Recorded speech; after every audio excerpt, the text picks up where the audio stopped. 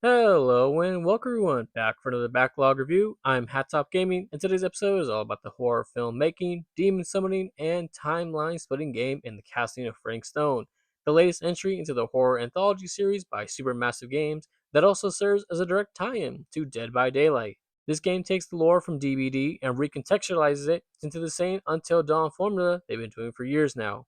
With this being the latest entry into the series as we await the next one in Directive 8020, did this attempt at a collaboration with another major horror franchise work out, or did it fail and not live up to the premise? Today we'll be going over the same three things as always in story, gameplay, and performance on the Xbox ROG Ally X before giving the game a rating out of 10. And make sure to stick around to the end of the video for a sneak peek at my next review. But with all that out of the way, let's begin.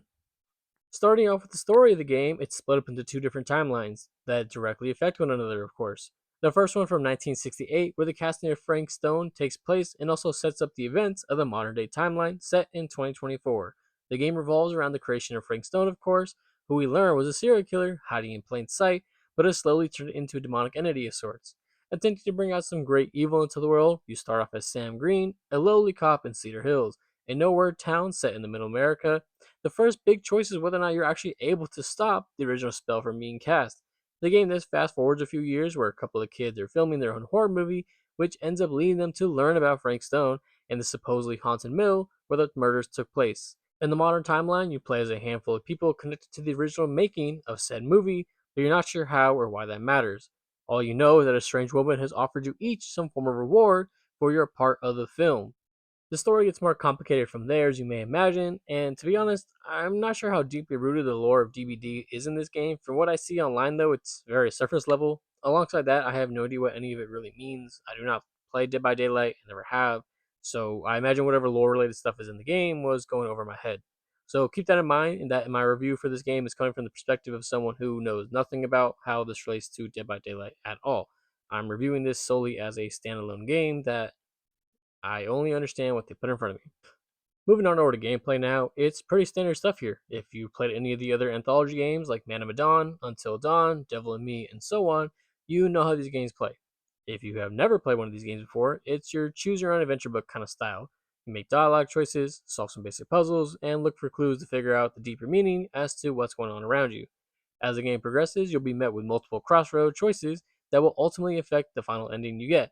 These choices come in all forms, such as what kind of relationships you have with these characters, choosing who lives and who dies, taking different paths, and so on. As you play the game, you will be told when your choices have a direct effect on the outcome. It's the game's way of nudging you on what you may wish to change the second time around. Because in case you didn't know, these games are meant to be played multiple times, as there's multiple endings. There are actually 18 total endings in this game, with 16 standard and 2 secret ones.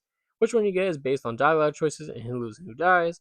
And to be frank with you guys, no pun intended, I think I got the absolute worst ending on my first go around. Literally everyone died and I had the achievement to show for it. But I'm gonna blame some of that on me not knowing jack about Dead by Daylight because I swear I'm not that bad at these games. My second go around, I did a whole lot better, but I'm not gonna lie, I kind of understood the ending a lot less. This is like one of those games where like if you don't know the deeper intricacies of the story and how it all works, you may want to watch a lore video at the end and maybe an ending compilation of sorts.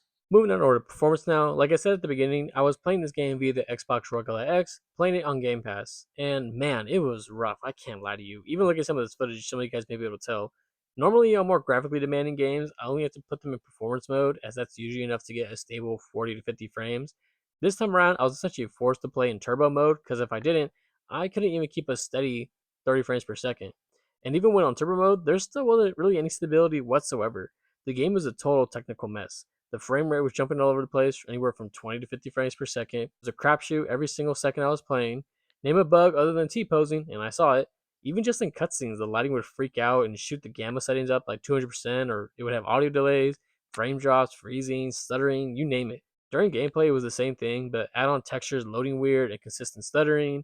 It doesn't help that the characters move not only super slow and sluggish, but it almost feels like the game does that intentionally, and it kind of just makes the experience worse for it. Like controlling them at times just absolutely felt terrible. It wasn't even a big lag input issue or anything. It almost just felt like the characters were just outright trying to define me and what I wanted them to do. From a technical standpoint, there wasn't a single chapter in the game that didn't have massive issues with it. And if you're on Steam Deck, I would not even bother. This game is unsupported and it absolutely should be. If you look at ProtonDB, it'll tell you it's a gold rating, which is usually enough. With the way this game is performing on me on the Xbox One X on turbo mode, I can't imagine it to be anything other than a complete mess on the deck. And from what I've seen online, it in fact does run terribly. I refuse to believe the Xbox ROG X on turbo mode isn't strong enough to handle this game, and looking around the Steam discussion pages, it seems everyone else is dealing with the same bugs. So keep that in mind if you're going to consider picking this game up. Okay, so in the end, where does the casting of Frank Stone land with me? Again, I'm judging this as a non Dead by Daylight fan, so anything related to that stuff is not a part of the equation. Really, the way I look at this game is the same way I judge the other games made by Supermassive. I understand the formula, so I know what I'm going to get. I personally enjoy these games for the most part, and while I don't replay them looking to get all the endings, I do enjoy them for what they are and the stories they tell. But of course, they're not all equal. I'll be the first one to tell you that I thought Man of Medan was terrible. I really enjoyed The Quarry, and I thought House of Ashes was neat. As for Frank Stone, it left something to be desired. Let's take the technical issues out of it for a second. Do I think the story is good? I think it does a good enough job to engage the player, but the game has massive pacing issues. I started this game back in December and didn't finish it until late February, simply because the first three chapters are just super long and lame. It's ultimately what led me to drop the game for so long, and then once I got past those three, the story picked up from there. Only for the game to wrap up super fast in like the last four chapters, which went by in what felt like less than an hour. I personally found the 1960s storyline to be far more interesting than the modern day one. A big issue the game has, though, is that anytime Frank Stone shows up, you feel like all the options given to you are useless and they really overall hurt the experience. I also didn't like the fact that the quick time events were replaced by these skill checks that happened to be at a moment's notice.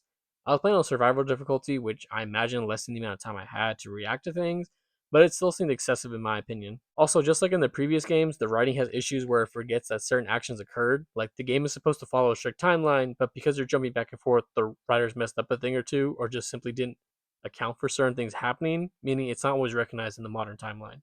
If it feels like I'm being vague, just know I'm doing so on purpose. It's not spoiling anything. I can't say many of the puzzles or anything were really testing my brain, but with these games, I never really tried to. For my first playthrough, I was able to get to the end in about 5 hours and 20 minutes and getting 11 of the 33 achievements along the way.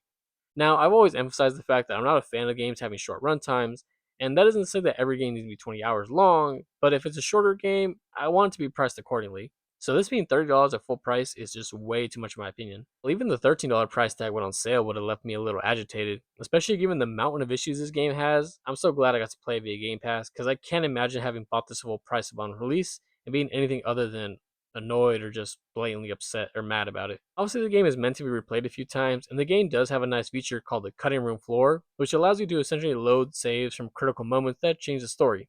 That's unlocked after the first full playthrough, and I used it to go back and change some very specific things because I was hoping that would change my overall outcome and lead me to a different ending. Though the one I got made even less sense, like I mentioned. It took me about another 3 hours to finish the game on the second playthrough, and I got 2 more achievements along the way.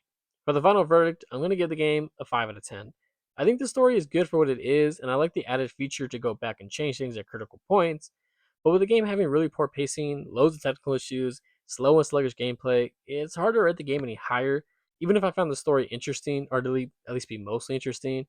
If you like supermassive games and the stories they create, then I think there's something here for you to enjoy. It just comes with the caveat of having to deal with the issues the entire way, no matter what kind of setup you have, it seems. If you've never played any of these games before, I would definitely say it's better for you to start somewhere else. This is not the way to enjoy supermassive games and the stuff that they do. They have shown in the past they can do much better work than this. But that's going to do it for me today, guys. Hope you all enjoyed today's review. If you played the casting of Frank Stone before, let me know what you thought about the story. If you have any other comments, questions, or concern, make sure to leave them down in the comment section down below. I'll make sure to get back to you. I'm HatTopGaming. Thank you once again for watching. Don't forget to follow me on social media. I also started a Discord server if you guys want to interact with me there. But of course, most of all, don't forget to like and subscribe, and I will see you all later. Peace.